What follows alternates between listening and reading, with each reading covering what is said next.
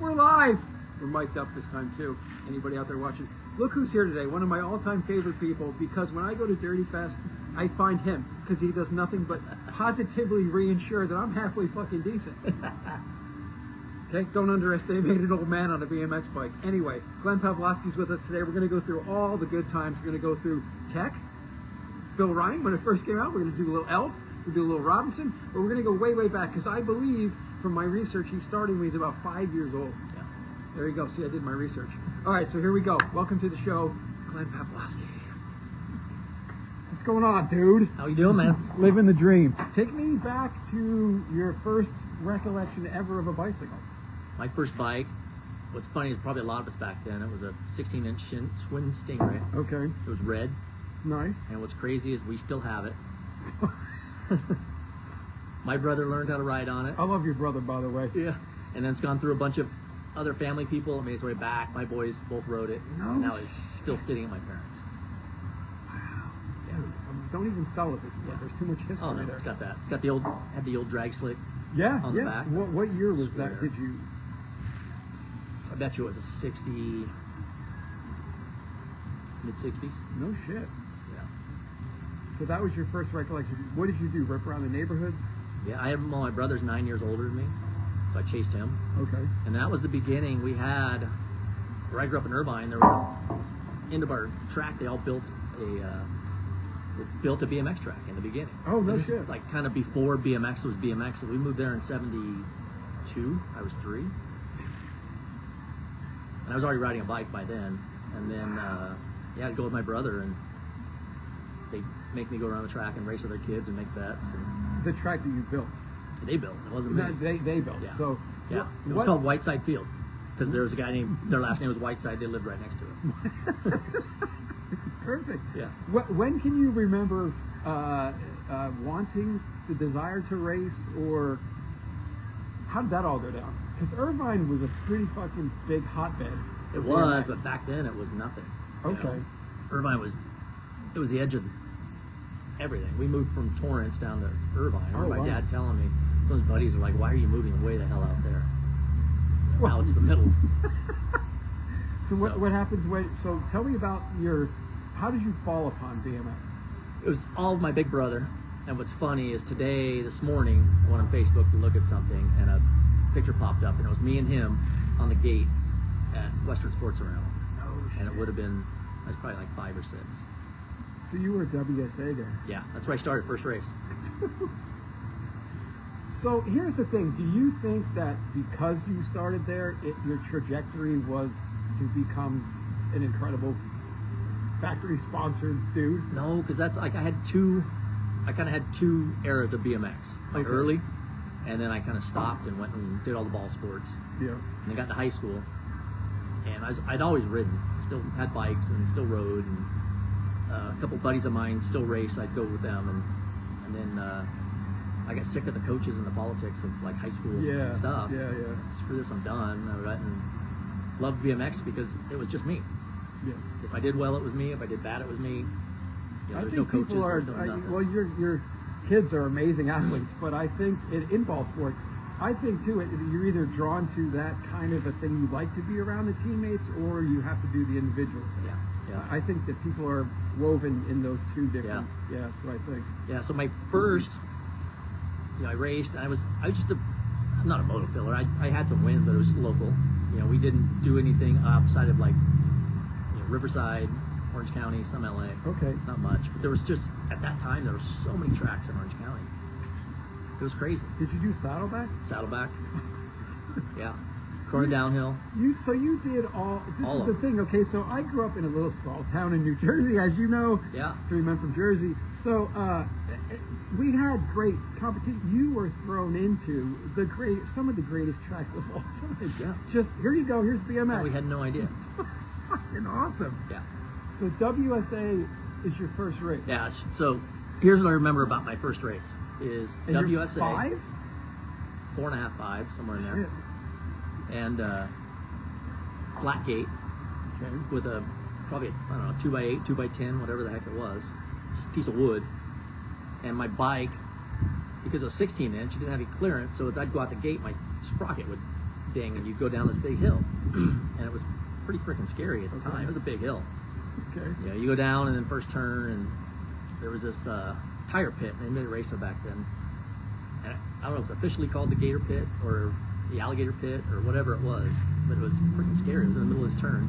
As a little kid, you see this big thing turn, and of course my brother told me there's alligators in it. So good. Right? So good. Are you on the Stingray? That was the Stingray. With the slick back tire? With the slick back tire. How'd you pull that off? I don't know. Well, you're ahead of your time because now they don't run knobbies. Yeah. So you're ahead of your Yeah. time. So I didn't race that bike very long, and there was a bike shop that was at WSA called Pedals Ready. Pedals Ready Bikes. Yeah. And I remember sitting there waiting. They were building my bike. My dad, we took it serious now. We're going to get a bike. And it was Okay. R&R. Dude. Yep. Still got it, right? Yeah, I wish. Right? There's a couple bikes I wish, and that's one of them. That's it. Yeah. R&R, for real. Yeah, it was R&R with the Matthews forks, the flat ones. Yeah. Remember you had to prime apart to put the axle on, right? Yeah, Astabula cranks. Wow. I still got pictures of that one. But that's at WSA. That's a good bike to have to get your career started. It was cool, and looking back at it, it was super low. The top tubes, right? It had that twin top tube, and it was super low. Wow. So as a little kid, you could get over it. But that was, so I raced there, and then, Orange, Irvine opened later. Yeah. What's cool about Irvine, it was officially a city park, Oh, and wow. it was open all the time. Now, this wasn't the Irvine that I know what Yeah. World Cup was Same it? one, same exact one. Holy shit, so that went through decades. Yeah, I was there for a long time. Wow. Yeah, but we just go over there and ride. When I first moved here, one of the first things I did was go there and try and jump those doubles. For real. Yeah. Well, that was the second. So we redid that, and it was Brian Hernandez's dad, who's a expert tractor guy. Yeah. Brian is now too, but his dad had a job going somewhere for the company he did. And he'd bring them, the big excavator or whatever it was he had, and he built that thing, and it was smooth and just. Oh, so nice. Yeah. Like, I couldn't believe I did them because they were like 30 feet or something stupid. You're way better than I was. You probably did them with these, but so WSA is your first. How do you do? What happens with your slick tire Stingray? Do you get last, first? Do you remember? No, I don't remember any of it. Okay. Except for going out of the gate and going down another. I don't remember the race. I don't remember any of that stuff. Okay. Do you remember? See, you're too young to even have creative influencers. Like, oh, I saw Dennis Dane there or somebody. No. You were just a kid. I remember there was this one kid. I don't. Brian Lewis? No, I don't know who he was, and this kid was badass, and I remember he had, I've got a picture of us, I'm on the R&R coming through the first turn, and he's got this, the old square rectangle plate, this is white, and it had this American flag and his number on it. And whoever that kid was, he was the hot shot. Did Tinker do that? No, this was... No, he wearing a Spirit jersey, I'm trying to think. I wonder who that was. Yeah, I don't know who it was, but he was the guy. I can find this for you because I have all of Elaine Holt's BMX newses, all the newspapers. Yeah, I got pictures. I'll in send it volumes. to you. We'll figure it out. Yeah. I'll call Johnny Johnson. He'll Yeah. figure it out. But there was, what's funny about BMX is you're gonna talk to Eric later, and he remembers race by race, and he's got a memory of stuff, right? Yeah. Most of my memories of BMX are experiences. Oh, okay. So it's stuff we did. So one of the things that about WSA I remember is there's frogs, and we go catch frogs. Okay. In this field next door. And then there was a batting cage there, and Interesting. Yeah. They track out that thing. And it's funny to see now because it's on Lincoln and Orange, and you go by and it's just apartments now. Yeah, Mark Rink brought me there. He goes, "You got to see this." I go, "He goes, that was it right there." That's Pedal Power was not too far from there. Yeah. Where did you get? So you got your R&R at the track. That's so cool to buy a track. Yeah. To buy a bike at the track. Yeah. So how did you like the R&R? Did you Loved it. loved it? Had the old square knobbed those tires and big bars. Yeah. Probably way too big. So you're like 6'7" at this point? Yeah, 5, 6, 6'7". 7. See what I did there, like somewhere the in kids do. Okay. And your WSA now, Yeah. your Saddleback, your Orange wasn't open. Orange yet. wasn't open yet. That was later. It's amazing. Yeah, there was Westminster, La Mirada. That was another big downhill track. That was a really cool track. Eric has always talked about that one. Joe Tippett talks about that one a lot, right? Yeah, even Joe, the La Mirada riders, he knew. Yeah, it was big. You went down big left and a big right, kind of a couple more turns, and you know, it was a super cool track. And There was how many days a week were you going? just depended if we were doing other sports or not. But, Okay. you know, later on, as we got going, you know, you would do 3-4 tracks in a day. Yeah. You I know? remember calling ahead, saying, we're on the way. Yep. We're definitely coming. Just sign us Yeah. up. I remember too, there would be parents like, hey, you take my kid, I'm going to leave now, I'll get us all signed up. And then we'd finish one race and go straight to the next race, and we'd be literally going straight to the gates. So good, And right? you do that 3 or 4, because you could go for like, you know, later, you know, Orange, Coal Canyon, Snipes, Elsinore, you know, Norco was there. Snipes. I raced in NBL National there. Yeah. So when do you start to see a progression to like, hey, I'm pretty good at this? Later on? I don't remember any of that feeling like I just liked riding the bike and racing. It was fun. What was your favorite part? Jumping or gate starts or Just going, the whole going thing. as fast as you could? The whole thing as a kid, you're playing in the dirt. You Yeah, know? yeah. Just- It's it's just a full interesting that day you of say good- that because a lot of people have these things. Oh, it was the bike, it was the uniform. You're like, I like frogs and Yeah, yeah, right. Yeah. So you are more of an experience. It's interesting about your personality. Yeah, well, it's you know, we can go all the way through it. I'll tell you, I can't remember hardly any races. Mm. I can remember being at the races and things we did at the races, but the race, there's a few here and there. Okay. You know, there's one with me and Eric that I always remember in Waterford Oaks, because just like at Dirty Fest, he would pass you in the last turn on a regular basis, and him and I in a cruiser final, he's behind me, coming in. I knew what his move was going to be, and I pinched him off. Nice. You know, well, his pedal ends up going in my front wheel, ripping out half the spokes. I still beat him. But I can say, before we even actually move down a timeline, I can say that class was probably one of the toughest classes in the history. Well, it was from the beginning. Yeah. You know, like I knew you had Gary Renteria on. Yeah. Like growing up, that's who was in my class. You know, and Gary and I, we grew up together. He grew up in Irvine too. And then, you know, our older brothers and sisters all knew, we knew the parents, and, you know, we played football together and baseball together and all the other stuff. But Yeah, if he was out there, he was winning. and he had his signature bike. Yeah. Like at that age, which was kind of unheard of. Yeah. But he was the man. He was, Yeah. you know, he was the big kid. That's why I wanted to talk to him, because there's this folklore of like you and Brian Gass speak of him as this like mystical dude, Oh, he was, for sure. but whatever he did, right? We played football, he was the best. We played baseball, he was the best. Jiu-jitsu guy too, I found out later, Yeah. which was pretty cool. We have a lot of similar coaches and stuff like that. We started at the same school together, which is weird. That's weird. Um, But yeah, so we had, you know, all grown up, and it was, you know, EC and I, we probably started racing each other at 8, 9 years old, somewhere in there. Crazy, right? You know, so it was always, that was just local level. Right? Yeah. But Like I didn't even know there was a BMX outside of our little world. right, the nationals and all that stuff, right? That's interesting because when I grew up in New Jersey, my dad he would take me to a race if it was something cool for him, right? Yeah, Like yeah. like I want to go to King of Prussia, Pennsylvania. Well, what's going on down there?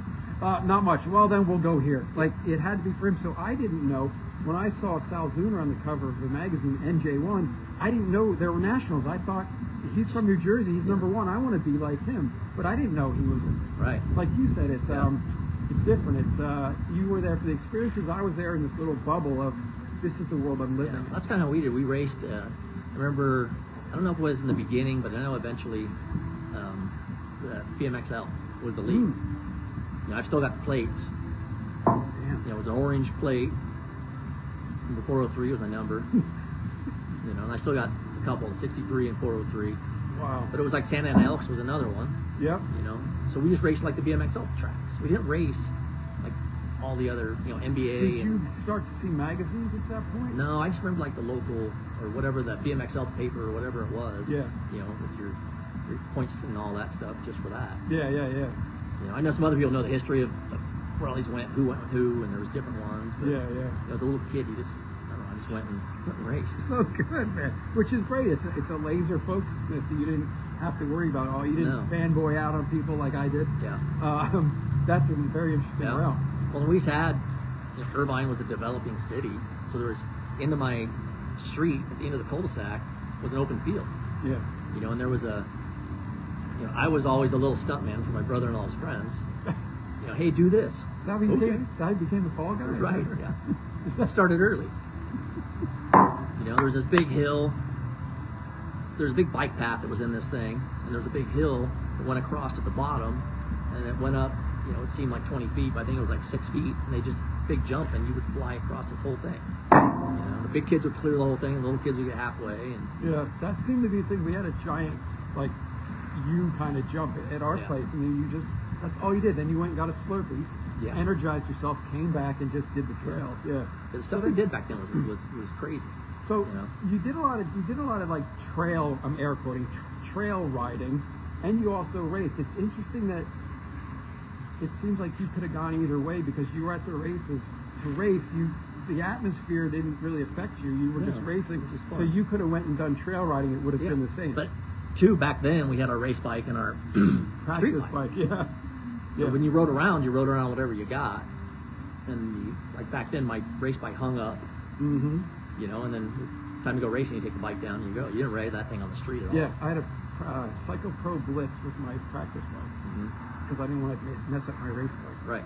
Yeah, but I know your parents well. They're awesome as far as BMX parents go. They're like high level. They were the best. Yeah, 100%. So I think. Do you think that they wanted to see you race? Because, they were into it. Yeah, that's what I'm saying. Like they're like, well, you need to race again. You're like, okay.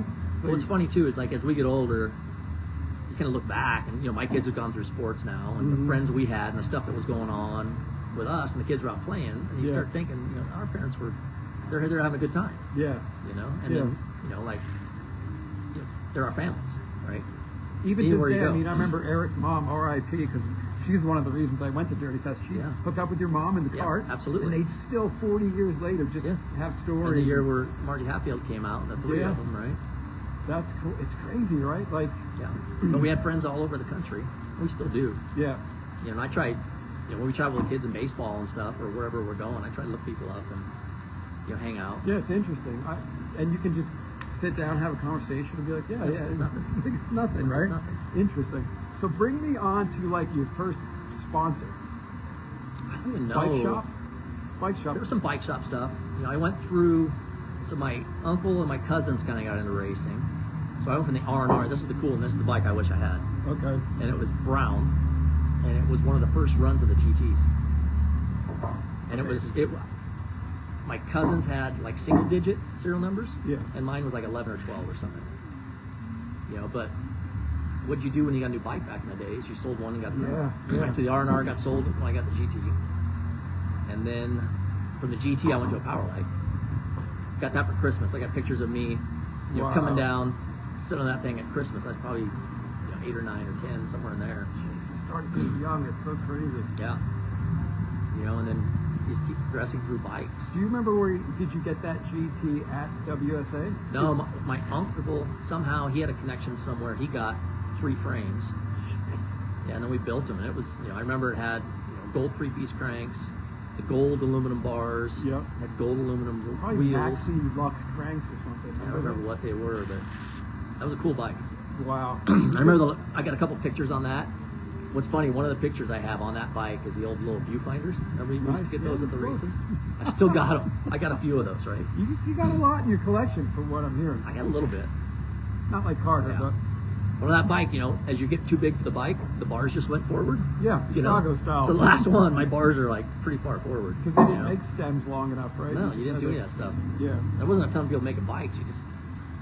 You had one of the original GTs. Yeah. God, a lot of people, like I talked to Will Skirto, he had one that had an adjustment for the brakes on the head tube. Everybody has a GT story, and especially if you're WSA, because he eventually became Pedals Ready GT, right? Right. Yeah, that was some cool stuff. Yeah, no, that's insane. Yeah, so then, that kind of my first run at BMX, where I quit, probably around 12, 13. Oh, no shit. Yeah.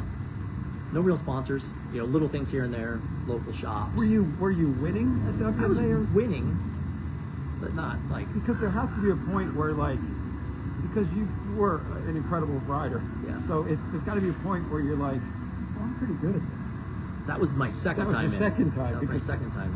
Like I remember all the trophies from the first, It's funny because you were talking to somebody about the little trophy guy, right? Yeah. It's still the same guy. Still the same. Like I remember that from back in the day, and we had a trophy shelf in my room that my dad built. And it was just stocked full of trophies. Yeah. Again, you wish you would have kept some, but you didn't. Yeah, I have one. it's in my man cave. Yeah. Same guy. And they just used it last couple weekends ago in Vegas. Same guy, yeah. It's crazy. Yeah, I just remember going through, and then I just got into, like I said, got into ball sport, played more football, played more baseball. Did you miss BMX or? I always rode still. You still rode? Still rode, still went out and jumped and still did all the stuff. Like I said, I had a couple, one of my neighbors, one of the kids I grew up with, Phil Pointer, Flip, another rest in peace, but he was racing for Bassett at the time. So I got every once in a while to the races with him and hang out and do stuff, and still you'd see all the same people.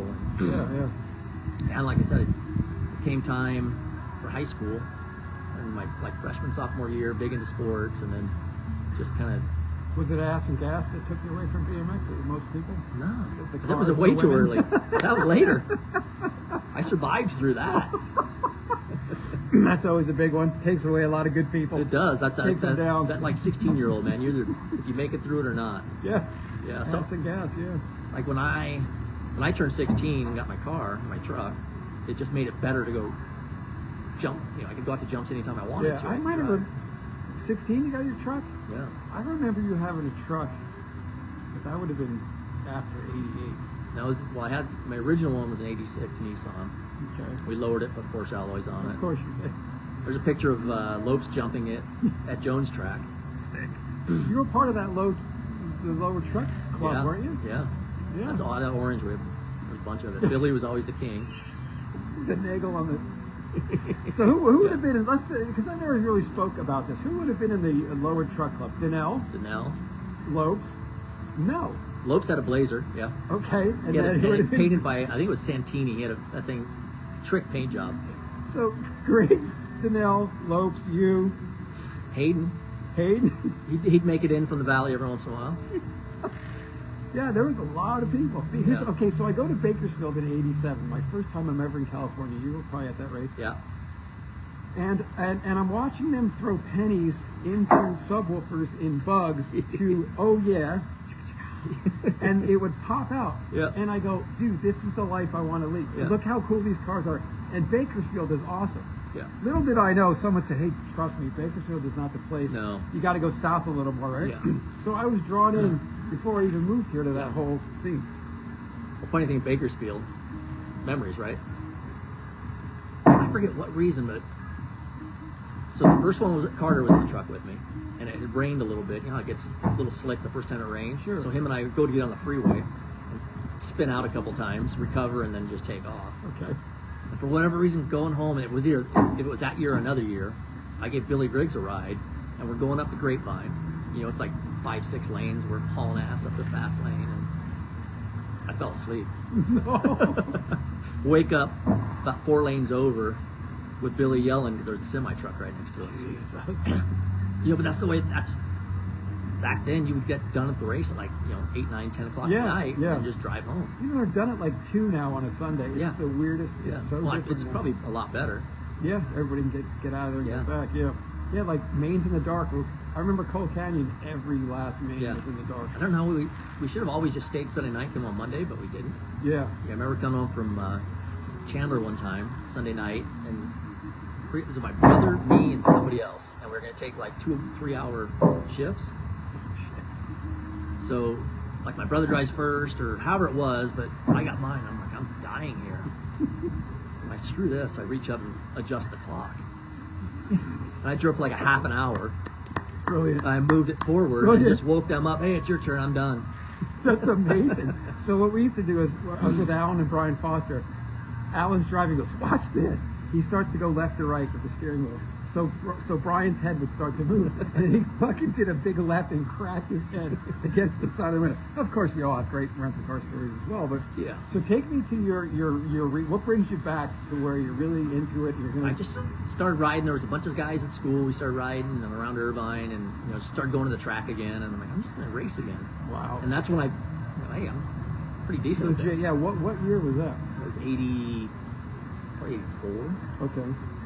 much like Dirty Fest, where you just show up and you crush it out of nowhere, which Yeah. which totally inspired me to do it the next year. Trust me.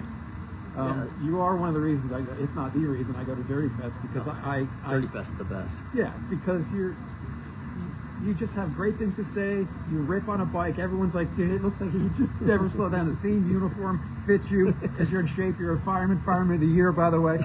We'll talk about that.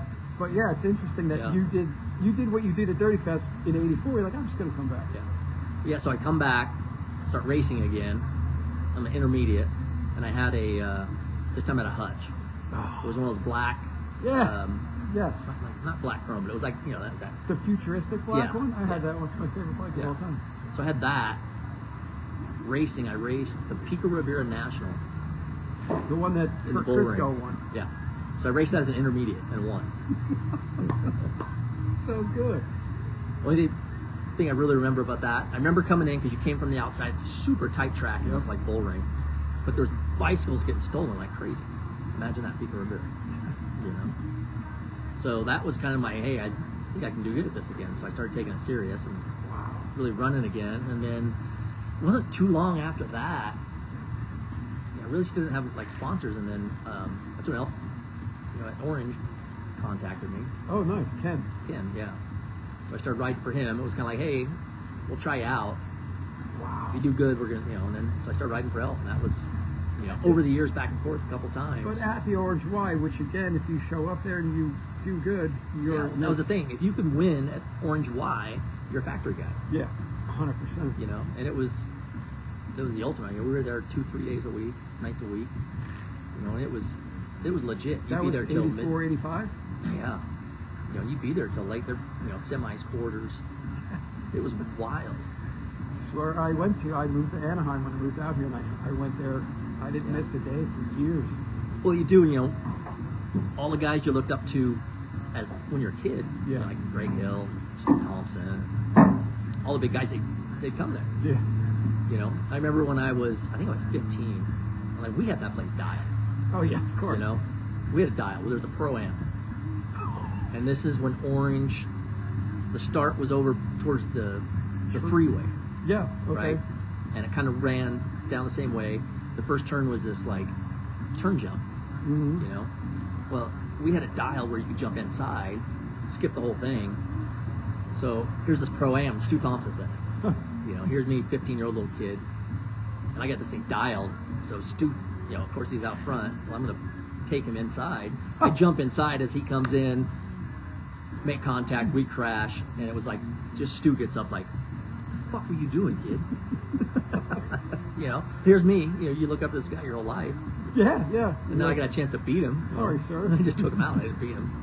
I got smoked by Mike Luna down the straightaway, and that was pretty much the end of my career. I'm like, how on earth? I'm 24. He's 15, but him and League A now would just jack you, no matter how good you thought you were, or you were a pro at the time. It didn't matter. They would just smoke you down the straightaway. Orange locals always, like if there was ever a national there, you'd have seen some crazy people winning it. Barry Nelson would have won for sure. Nelson, like Woody Reeves, he'd come out there and win. It was just, there were some great locals in that place. Oh my God, yeah, for sure. The gas grids battles. Oh yeah. Moeller taking anybody out in the third turn. Yeah. That's a whole nother. The Harry Leary Moeller battles were epic. We had some before that. Yeah, who was before? Let me know. Well, like EC and I one time, we were racing him, and of course we were racers, and he screwed around. Yeah, of course. So one time we had a plan. We're in the the third turn, the bull turn. Yeah. We're gonna pimp him, and we did.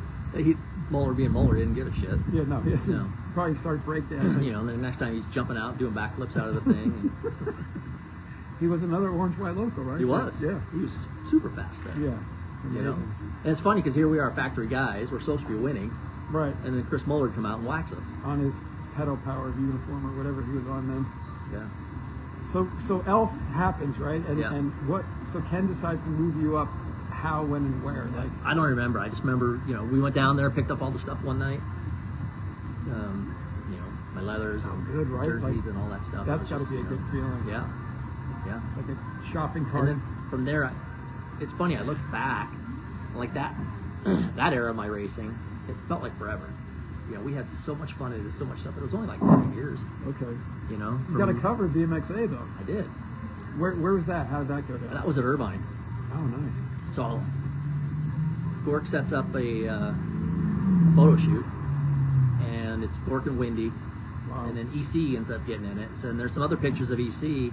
He was on Hutch, and you know, we're doing the typical race shots and all that stuff. And then there was this one, we just had a lip off the side of this jump, and I'd done that before, never landed it. Still, we never landed it for the cover, you know. But Wendy loved it, so she lays down. You know, she's shooting straight up, so all you see is me and Sky. Nice. You know, it was a one-hander, one-footer. And I was never How's known that? for I mean, jumping. most people go through their entire career and never get on a cover. How No. did you feel when you got on a cover? It was awesome. Did you go to the newsstand and put it all in the front like they always It do? was crazy when you walk into a store and see it. See And there's yourself. fun. People in high school knew I raced, but they like didn't really know much. And then all of a sudden, here I am. They walk in the store, and there I am. You know, so that gives you a little credibility. Yeah, I know your mom was. Everybody was, right? Because she's your Yeah. biggest fan. Almost got a second one, but Oh, nice. Where was that? when I first got on Robinson, they were doing a test at Orange one night. Well, basically, they brought me my bike in a box that night and all my gear, but they didn't have a number plate. So they'd always told me, hey, you were going to cover, but there was no plate on your bike, so it wasn't. Ah, So I almost had to. man. You would So- have you were sponsored by Crit for plates at one point, right? That was probably The second run. kind of at back Elk? and forth a little bit. Yeah, yeah. Yeah. Gonna Yeah, because say- we started, you know, started going more back east and racing NBL stuff, and that's when I met Mike. Yeah. You know, him and the sausages. Shepperman. And then, yeah, he took care of us. I was Haro, a little bit of 09, mostly Haro for a long time. I That's remember when, Haro, yeah. When Ron Haro he'd come to the race with his bag, and you know, he'd make your plates. And Yeah. You know, Gas was doing the 09 thing, and Yeah. you'd see the bag, right? And then I was on a bike shop team sponsored by 09. He goes, "Oh, let me make a plate." And I go, "This is a moment, right? Yeah. If the bag is there and they make a plate for you out of a bag, you feel like you made it. Oh, yeah. Isn't that weird? That was like a mystical thing, like." it was cool because you'd come there, and you know, we always gave our plates away at the end. You know, all the kids, you know, would wait at the finals, Yeah. Yeah. and you'd come across the line, and they'd start ripping everything off you. Yeah. So you know, you wouldn't have your plates, and then so you go to the next race, and you need one, Yeah. unless you got a care package at home before that. And then everybody pull. I just did this like 2 nights ago. You take out your sticker bag. Oh, yeah. And then you customize your. I just did. I'm doing this like 45 years later, some shit. Heck Like yeah. just trying to make it look like it flatter the better, right? Oh, it's gotta be, yeah. Gotta be Gotta flat. be dialed. Yeah. So good. So did you win nationals on Elf your first go around? Yeah. Nice. Yeah. Where'd you win? I might be able to pull these up. Yeah, I don't know. I like, you know, there's a lot of times people will post the results on Facebook stuff. And you're like, And I love looking through them and seeing it. And I just saw one the other day, I forget what race it was. Looking like, I don't even think I was here. And I was like, oh shit, I got second. Yeah, I like to go through there and, Yeah. and fact check stuff. I'd say I more was a second, third place guy with an occasional win. Okay. Do you remember your first national win? Where would that have been? I don't. We're gonna have to go through the results and figure I it out. would. Was it on Elf though? Yeah. Okay, the For sure first on Elf. Because you had the white uniforms, Yeah. which were the first gen, and then you had Gas was the first gen, Yeah, right? he had the And then there was the cool ones where it was like the blue and blue. That was like, Oh, that was good. that's still my favorite game. I wish they would have stuff like that anymore. What was cool back in the day is you saw somebody on the track, you knew who they rode for. Right? You can't tell You that. can't tell anymore. Isn't that crazy? Yeah. And they stood out more. Like Blue Max and Patterson have to be the coolest Oh, uniforms Patterson's of all always time. been my favorite. Yeah, like they Those don't- colors were amazing. You don't see it anymore. No, Like no, they stood out, and they made the uniforms too stand out. Yeah, the one you're talking about was an M&M jersey. nice. There was that mesh. Yeah, and that's the one you came back to Dirty Fest wearing. Yep. And Yeah, I smoked still have a everybody. couple. I've given some away. I gave some to Ken, who was still Oh, alive, nice. and I gave some to Kenny and Tammy. Yeah. You know, there's some of them that Peyton's wearing, their son. Yeah, they're bad. I saw them in Vegas. So Yeah. they're bad. So he'll wear at Dirty Fest. One of the jerseys he wears is one of my old ones. wow, that's great. And then they've got my old, they called it popsicle. So one time, and Ken hated me for it, we built a bike, and then the bike was painted each color that they had. Oh, that's cool. Yeah, it was a cool looking bike, right? The forks had like 4 colors, the frame had like 4 colors. That was when they had those pastel, like orange, purple, white. blue. It was light blue. Yeah. So he hated it because that first weekend I raced it, and what we were saying is, hey, let's just show everybody all the colors we have. It's a great idea. It is, but then everybody wanted a bike. Like a cyclecraft, right? Kind of, yeah. Except, Ken didn't have painters in house that were doing the crazy paint jobs. Yeah. He was sending to a powder coater who didn't like doing it. So what? Do you get a national number that first go around at all? I did. I think it was, if I remember right, it was in an age group. It was pretty low, but I think I was like 20 or 30s. Okay.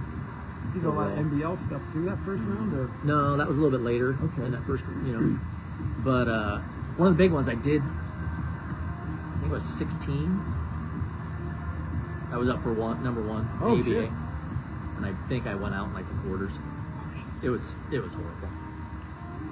So when I want to talk about the World Cup because it was huge to me seeing it, and when Clymer won, he was like the hometown hero. So we were like, it's possible.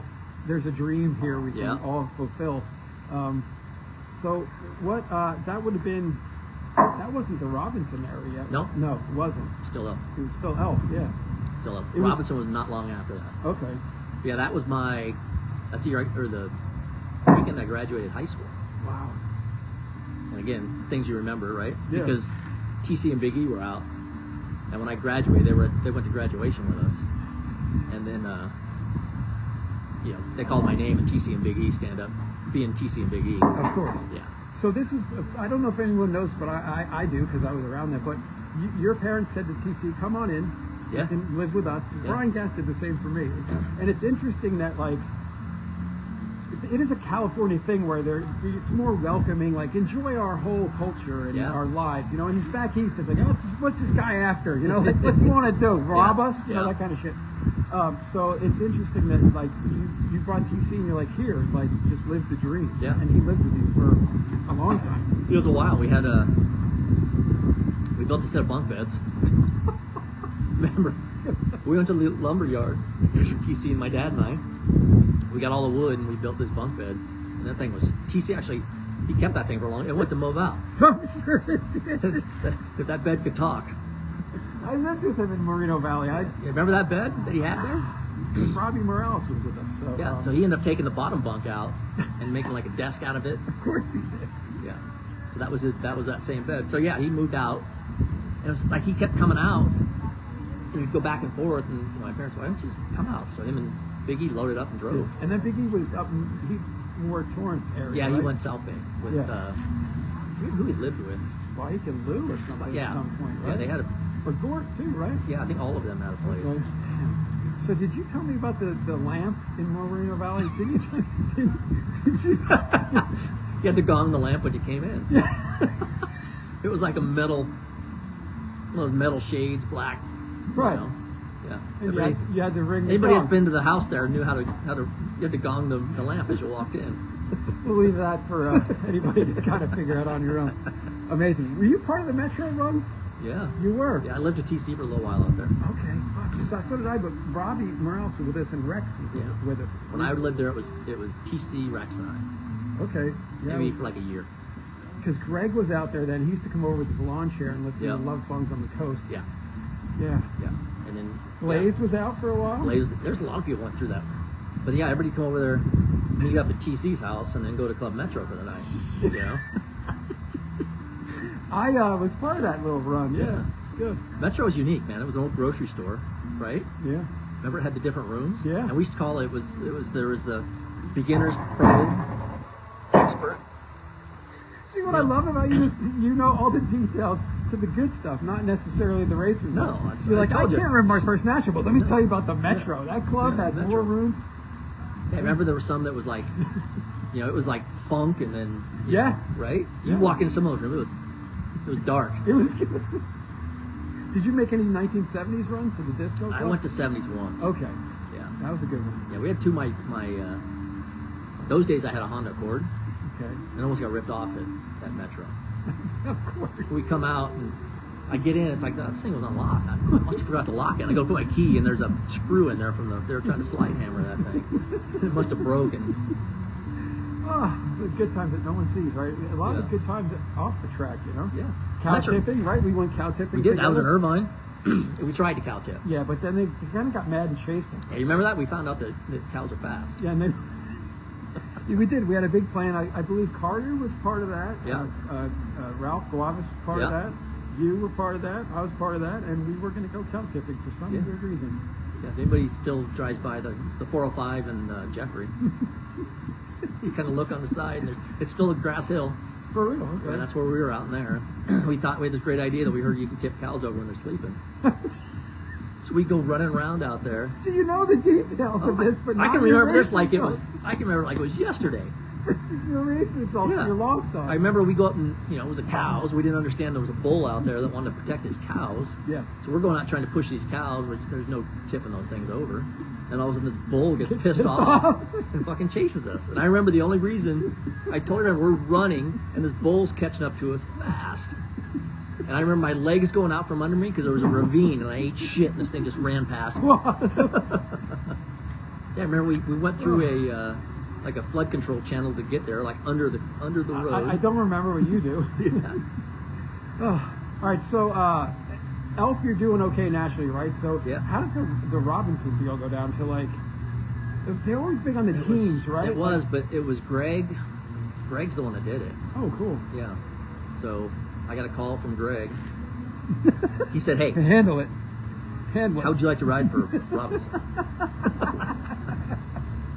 For real. So that was it, right? I remember I had to go talk to my parents, and it was like, this is definitely a way bigger opportunity. But you were on Elf at the time? I was on Elf at the time. Oh shit! How did you deal with him? So I had to go. My parents maybe drove me over, or I drove. By that time, I probably drove. Anyways, I remember I had to go over there and sit down with Ken in his office and tell him. Shit. And he was disappointed and all this other stuff. But did you see a bigger opportunity? Yeah. Because they were huge at that time. Yeah, and it went from we got Elf was like you get flown somewhere every once in a while. It was a small company at the time, and then Robinson was tickets show up every time. Yeah, and that wasn't Chuck Robinson. That was GT Robinson. Bill Nelson was the team manager. Well, that's good. Which was awesome. Oh, he's one of the greatest. The times with that the king of rental cars. Bill is Bill, right? Bill is just as wild as people our age at that time, and he was probably 60 at that time, or 60. But his heart rate probably never got above 80. No. That's who it is. Yeah. Everything was mellow, right? So I go to Robinson. First race was in Roseville. 80 what? It would have been 88.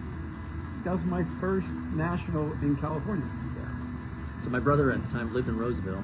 Oh, wow. And the cool part I remember, because this is like, it happened within weeks, right? And we've been staying at my brother's if I was on Elf. But then, now I'm in Robinson, so I'm at the hotel. Yeah. So I remember we got up there. I flew up there. My parents drove. The whole thing, and they would go back and forth, and I'd be at the hotel. Those are the days too. You landed, you met up with the team. They'd hand you your money for the weekend. Most of that usually went to go-karts and anything other than food. Once again, not knowing the results, but knowing the intricacies of where your money went. Yeah.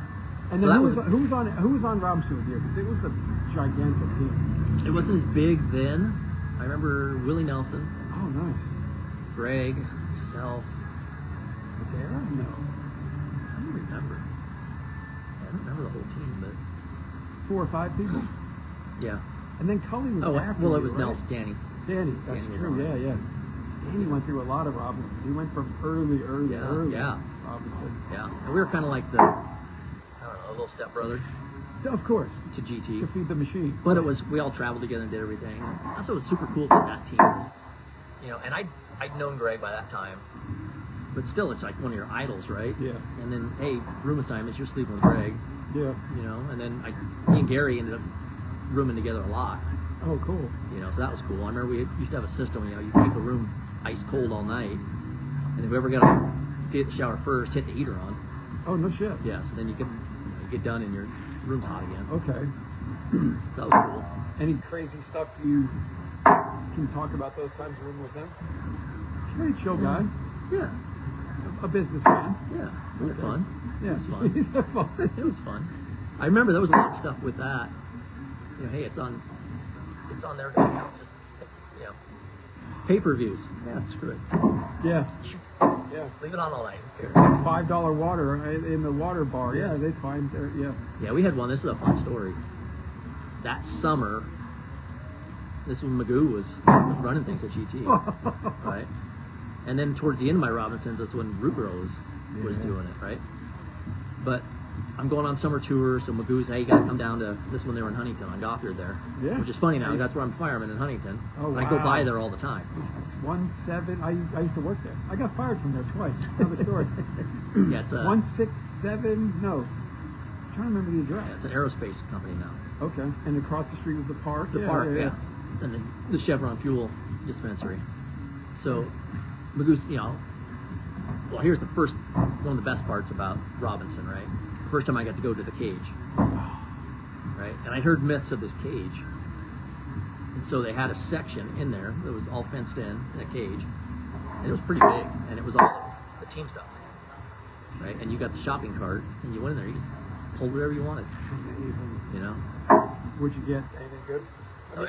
You could pick. I want everything. Red bars. I want black bars. I want. Yeah, you build your bike, you do everything. About every 2-3 months you get a new bike. Do you have any of those? The last Robinson I had, this was my favorite one, was all red. It was that Robinson red. Everything was red. They got ripped off. My last race bike was a black Robinson I got from Bill Grad because he was in charge of sales. He goes, I got a blem here. It's $100. I go, I'm in. Yeah. I got it. Robinson was the last. Yeah, that was cool back then too. Is prior to that was the Vision Streetwear days, right? And when you're a Vision guy, you got about every 2-3 weeks you get a care package, and Fox, UPS, Brown Santa shows up. Yeah.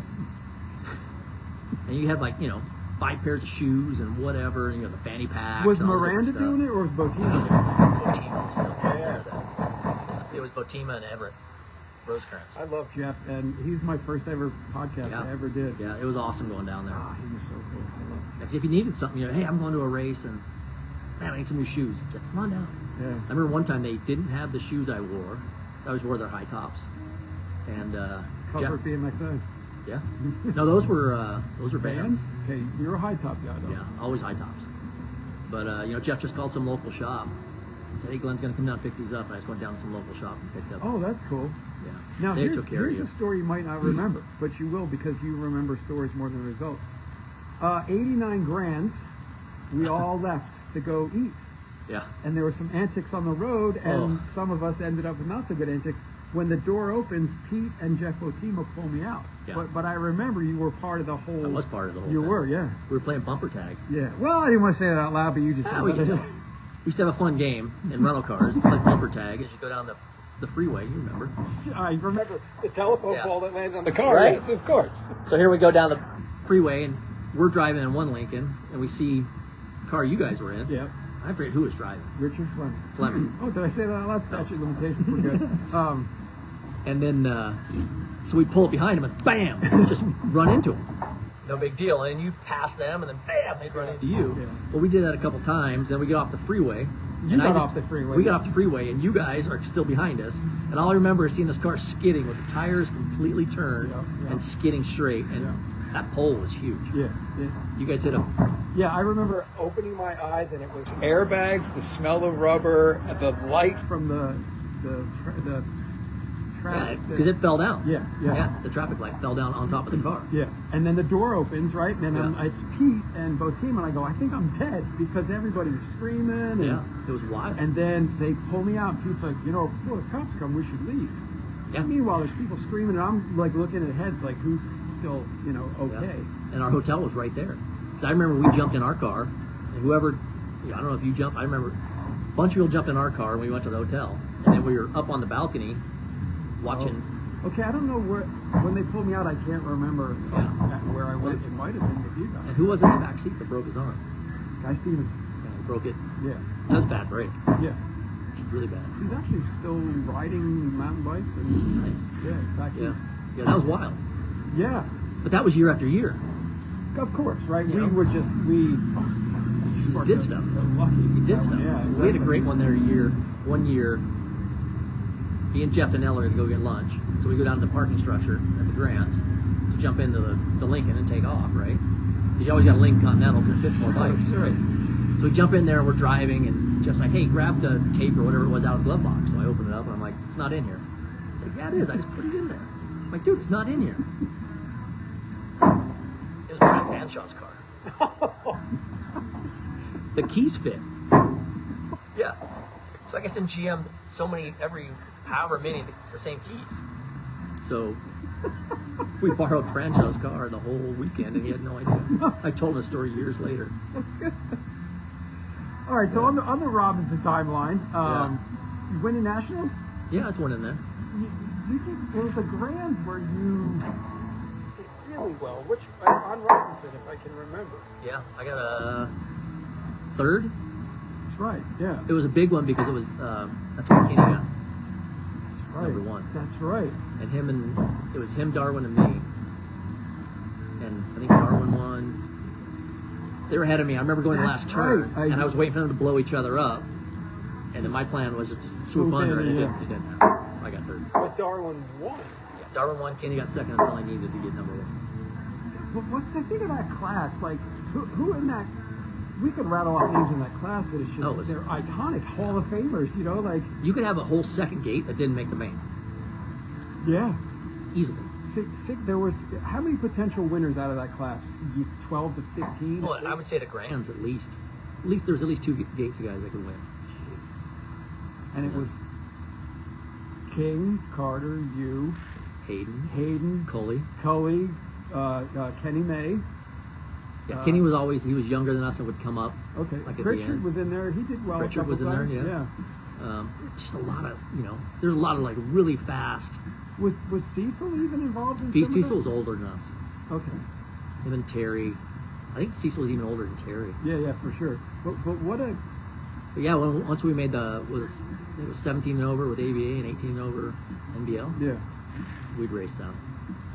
Like crazy. Like when you made your main, you were like, oh yeah, cool, right? Yeah. I got it. Now look what's ahead of me. Like just crushers. I remember one year, Matt Hayden and I, we didn't make the main at the AVA Grands. We sat there in the bleachers. And I remember just sitting there watching this race. Actually, we got no class because we didn't make class. We made open. Yeah. Or cruiser, whatever it was, but we didn't make class. Or, But to your point, like you would systematically wait for things to happen because you knew shit was going down. Yeah. Like if I'm in third, this is okay because these guys are going to crush each other, and I'll pull a win off. Or yeah, that's what's like. I've tried to watch some of the current races, and it's kind of boring.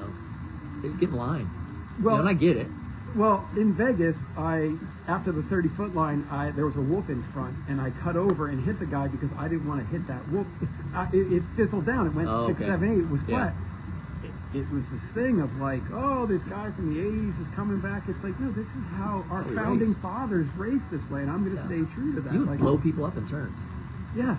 And ride away from them. Remember Milham just crushing Shelby in the corner, like just cutting it in half and just taking him out? T-bones. That's what you do. If you're in 5th in a semi, God forbid Moeller's behind you, but if you're in 5th in a semi, the 4th guy, forget it, it's done. Other than Eric, he would just pass us. Who knows how? It's the Carter corner. Yeah. I saw him. I thought I heard a towel rip in Bakersfield in '87, and I looked up and it was just Eric carving a corner. Yeah. And I was like, how do you make the tire sound like that? I have no idea. Well, it was the worst thing ever happening behind you in a race because you knew what he was doing. And no matter what you did, he would do something different. Check and it wouldn't. He'd just keep railing or something. Yeah. Right? So you had to get far enough ahead of him. Yeah. He would hit the gate and just pass people on every turn and win the main. Yeah. What do you consider your greatest day in BMX? Was it like you got your first deal, or you won this race, or you're like, I pulled this thing off? I have no. I had one, and then National Hawaii, which was super. Oh wow! Yeah, that was a fun trip over there. I tripled both days. Yeah. What a weekend, right? Yeah, that was a good weekend. Elf. Yeah. Nice. So it was fun. It was a fun trip to Hawaii. Yeah. Everybody was staying at the one hotel. We got mopeds. We rented mopeds, and then somehow we once again you go off of the track and you go to what happened afterwards. We tried to find the track on the mopeds, and someone told us how to get there, and we ended up on the freeway on mopeds. I've never interviewed someone more outside of the results and more into like, this is the happenings. Nobody ever, everyone's like, I got 5th in 87 and I got 6th in 8. No, you're like, no, check this out. There were mopeds and that's all I remember is all that stuff. it's so good, dude. You know? Cow tipping and mopeds. Well, it's like telling the story. You know, I go down to GT, first year at Robinson, we're getting sent on summer tour. Yeah. And I'm going to drive this thing. I think I was 18. So we get, GT won the factory team trophy the year before. Yeah. And they got that van. I remember those vans. So I got a van, GT all over it, a trailer, GT all over it. And I've got to drive to Dallas and pick up everybody from Dallas. Well, I didn't want to do it alone, so Mark Browning and I, Nice. Browning went with me. And then we also, Big E was in the Auburn van, and then Gordon and Spike, where it was going to be that BMXA Texas tour. Yeah. So we were all going there. Well, the gas gauge in that van, it was an old Dodge van, went from like half a tank to empty. So we didn't even make it out of California on the 10 before running out of gas. And then we kind of started figuring it out, and then we're going across Texas, and it's like, hey, you know, the sign's 30 miles to next gas. I'm like, oh, cool, we got it. We weren't smart enough to buy a gas can at this point either. Right. I mean, we could have done that, but why? So we pull off like on fumes, and there's this big sign on this gas station in the middle of nowhere that says this place has been seized by the state of Texas. So I remember Big E went and got, and I forget who was with Big E. It might have been Millway. Whoever was with Big E, they took off to get gas for us, and Gork and Spike said, "Screw this, we're sick of waiting for you guys." They just went, you know. So then we ended up meeting everybody, picking everybody up at the airport. Yeah. You know, go and do it. And this was it was funny because usually on tour you had like a preset schedule. Like, hey, you're gonna race this weekend. You're doing clinics here, here, and here. Well, Magoo didn't set anything up. So basically, and literally, I had Gary Turner's American Express card and a bunch of American Express those travelers checks. Yeah, yeah. So at first it was like, oh, I can't. It's Gary's card. I can't use it. By the end of it, it's like, screw this. You know. Think about that though, like because when I started to do mountain bikes for Specialized in Schwinn, here's the gas card, Yeah. here's the Subaru or whatever you're sponsored to, yeah, and you got to go to Dallas or you got to go to, like, I would love to do that now. I mean, we have obligations now, but but how cool to be like fun, glory years, man, for sure. Yeah. So that one we ended up doing the Texas tour. Was really cool. There's some cool. I got a really cool shot doing a toboggan in BMX action, shot by Spike. I remember that. Right. That's cool now to say, hey, you know what Spike's made of himself. Yeah, he's an Academy Award-winning screenwriter. Yeah. You know, just kind of like, Come on. no. I was gonna say Jackass. Well, you know, You know, he was an old lady with hanging boobs in Jackass, but so I always say this, like, well, no, Spike was in BMX. Yeah, he went right, and we all stayed left. Yeah. So, yeah, considering I'm in that same industry now, Yeah. it's interesting. So, yeah. So we did that Texas tour that week, and then it was just on to different races. We were out for like 2 or 3 months, and I remember the last race we went to was in Waterford Oaks, and from Waterford Oaks we were driving home. Well, that's a hell of a haul from. You know, at this point it's just me. Then Jeff Donnell was going to ride with me. Well, he fell and got a gnarly concussion that weekend, so I ended up driving home alone, basically cross country in that thing. You know? damn. Yeah. So it was wild. And that kind of stuff. Yeah, That was a congratulations cool- with you. That was a cool tour. I remember we were going somewhere and we were in Chicago. And once you got off the freeway, you're tight in that van with that trailer. You couldn't get around. And we got in like a really bad neighborhood in Chicago. And a bunch of us, you know, this thing's a big rolling billboard for what's in it. You know, Oh, and, yeah, yeah. You know, we just started running stop signs and stop lights and whatever we could to get back on the freeway. Those were the worker vans during the week. I used to have to go pick up bars in there and go over to bush polishing and get all the Yeah. seat posts and all that stuff. Yeah. So let's wrap this up with how badass of a fireman you are.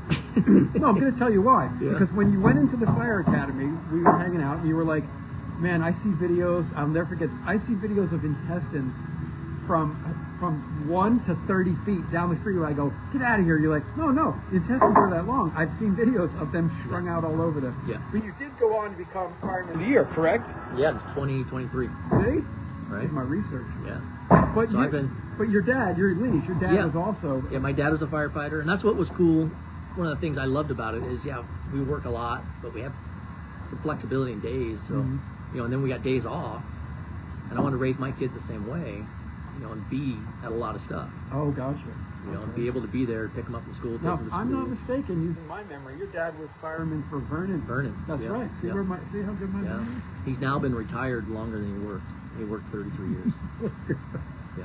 Still kicking Amazing. it. But He's doing that's great. good though, because you took your athleticism Yeah. and you went on, and that's as a team sport. Yeah. Firefighting is a team Yeah. sport. Thank you again for your service, because I'm in a very high level fire zone where I live. Is that right? But yeah, but it's also individual, right? You got to be Yeah. your own thing and know your own shit, And right? basically, whatever seat you're sitting in as a job, Yeah, and we all know, like, you don't have to communicate a lot because we know what we're doing. yeah, Just give basic commands and we know what to do.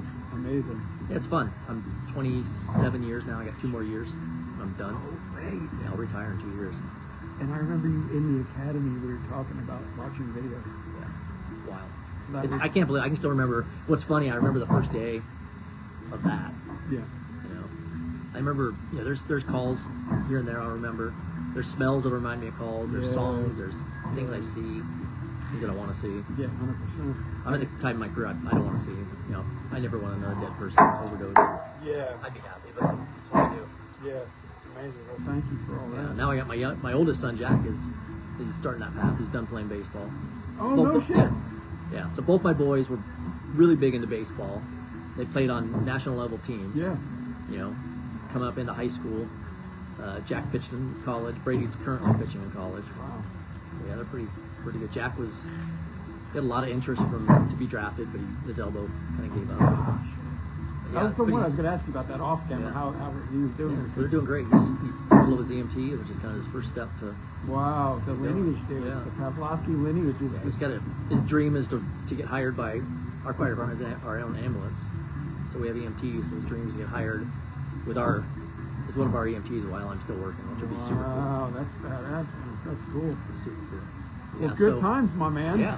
That It's was that. great. Now it's just still riding bikes, and I ride mountain bikes a ton. I know. And if you think he's not going to come back and crush anything, he will. Trust me.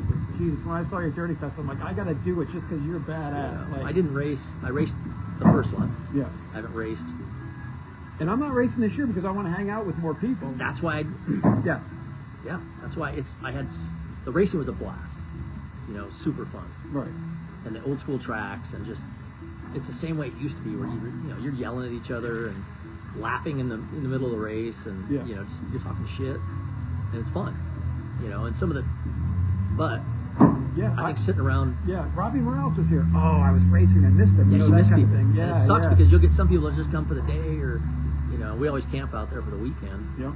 Come You and go. also And then my told- house is a hotel that weekend. Yeah, I stayed at your house. Also, Yeah. you gave me a tip on something else that I can't say till we are done with this, but we'll talk about that later. Yeah. But no, that's you have huge inspired me to race that, and I did, and I'm Yeah. okay with it now. And now I can go back It's to fun. hanging out with everybody. I'll have a booth up there this Yeah, year. but it's cool to people. The grass is always out there. Yeah. That's funny because Jack, my oldest, has always been into Supercross and BMX and all that stuff. And I always told him, no, really, I know Jeremy. He's an old friend from BMX. Yeah. Right. And then one year he was younger. We were at San Diego Supercross. Walked through pits and we sat and talked to Jeremy. And oh my gosh, you really do know him. But full circle now. This year Jack was helping do the EMT with one of his buddies, Oh, the wow. first aid, and him and Jeremy sat and talked for like an hour, 2 hours. Wow. And afterwards, he's like, yeah, he's just like a normal guy. And that's it. Yeah. Jeremy's no different than anybody else. Yeah. He got super excited about his motos, and the show that, James and Mike and Eric, and Yeah. it's amazing. Yeah. Justin. Yeah. It's Yeah. amazing the show they put on, and the months it takes to get it going. And then, even after the thing's over, they're still there Yeah. tearing stuff apart. Yeah, I help out break down every year because I feel so bad that they have to do it. Yeah. I stick around, I break down with them Yeah. because I feel it's my duty Yeah. to do that. So Yeah, Mike's just whooped. Oh, yeah. Mike's not Mike by the end of the weekend. voice is gone. Yeah. Yeah, So but hey, it's- hit up Frogtown too. Let's not forget Oh, yeah, about Frogtown. Frogtown. Todd Huffman's. I'm hoping going my up there. schedule works out a little better this year, Yeah. that I can get up there. It's always bad because that's during fire season, so it's always tough.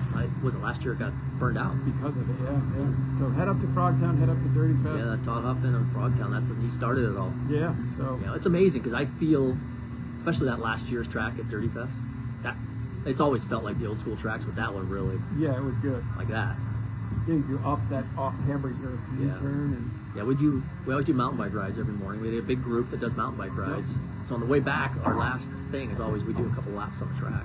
I remember rolling in, I park, I get out, it's you, Magoo, Foster, and I'm like, oh God, and Magoo just lays. I like where your head's at, Salami, I got my Biltwell hoodie on, he's all excited.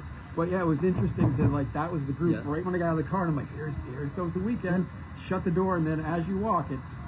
You can't make it very far. No. Right? Yeah. That's the, if anybody hasn't been to it, you've got to go. Yeah, it's an 80s magazine. Right, and now it's as much freestyle as it is BMX. That's true. They have a ton of stuff in the bike show. I can't believe the bike show. Yeah, it's because every bike, I'm like, every I wanted bike's that better. one, I wanted that one, yeah. And everyone's better than it ever came out of the factory. Yeah, and Rob Plain's coming with a huger thing this year, so we're promoting the shit out of Dirty Fest. This is good. Mike, yours. All right, Glenn, always a quality time. Yes, I consider you a great friend. Loved We've been through a lot over the 30 years. We didn't tell the story about 3 men from Jersey. No, because I'm trying to figure who the third was. We never figured out who third was. No, it's me, Ralph, and I don't know who else. Yeah, you guys showed up. So we always used to, after Orange, go to my house in Irvine, and we'd ride to UCI. Correct. Well, you guys showed up, and that was red. Your little, yes, my. Was that Fiesta? Ford Fiesta. See, was it a Fiesta? I think it was a Fiesta. Something like that. Some little car. Yeah, it's my red Ford. Yeah, there was 3. Escort. Escort, that's it. There was 3 of you guys in there. Who the and hell? we said it was 3 men from Jersey. I wonder who that was. I don't know. And then we'd go ride. What was funny about that is we were all, at that time, 18 to 23, 24, whatever it was, riding BMX bikes around Irvine. And I had a couple times where like high school kids roll up on us thinking they're going to screw us some kids. Yeah. And it's like, oh shit, these guys aren't really kids. Yeah, we're going to shank their bikes, but wait, they're older than we are. Yeah, and we go to UCI and play bike tag. Yeah. Or the Orange Hill. Fun. But that was the thing too, is like, the bike skills we got just screwing around. Yeah. Foot down. Yeah. Just sprinting to some hill. I drove by the car wash in Hollywood the other day, and there's a fence in front of it. And so with a friend of mine, I go, see that fence? I had part of that fence. They're like, would you build it? I said, no, because we rode it so much, they had to put a fence up there. Yeah. It was Friday nights with the POWs just wall riding a car wash. We used to, go train up in Turtle Rock. It's funny, we used to climb this hill on our BMX bikes. That, now with the mountain bike, you'd be cruising no problem. But TC and I, he did a lot. I didn't do it all the time. Push-ups, his infamous push-ups. All that stuff. We go to the gym at 5 in the morning. He sends me videos to this day of him doing push-ups in the garage to the Vision Quest soundtrack, and he sends it to me. I'm like, this is amazing. First time I saw Vision Quest was his house in Zelda. Of course, dude. Right? Oh, I sent it to him this year. I'm like, here we go. So yeah, Loud and Swing. This year, make my mark. Anyway. Anyways. Thank you so much. Yeah. You're awesome. This was a great one. Thank you guys. No problem. And I'll post this up on YouTube. And the one with Will Skirt, I'm going to fix the audio on that one, and that will go up on YouTube as well. We got Eric Carter coming up, so it's amazing. I love doing this. Thank you so much. Eric Carter's probably going to start late, so. And I'll be eating something. All right, anyway, thank you guys so much. Get out to the vintage events if you can. Support your local firefighters, please. New Jersey Hall of Fame. Support the New Jersey BMX Hall of Fame. Great segue there, Glenn. Isn't there another Hall of Fame you're in? Correct. Okay. And look at the time. All right, and here we go. And thank you so much. As you know, as always, please get out there and ride, no matter if you're 60, 70, 90. I don't even care. Call me at bmxlegendsforever@yahoo.com. Email me. I'll tell you how to do it. Talk to you guys later. Thank you so much. Thank you, guys.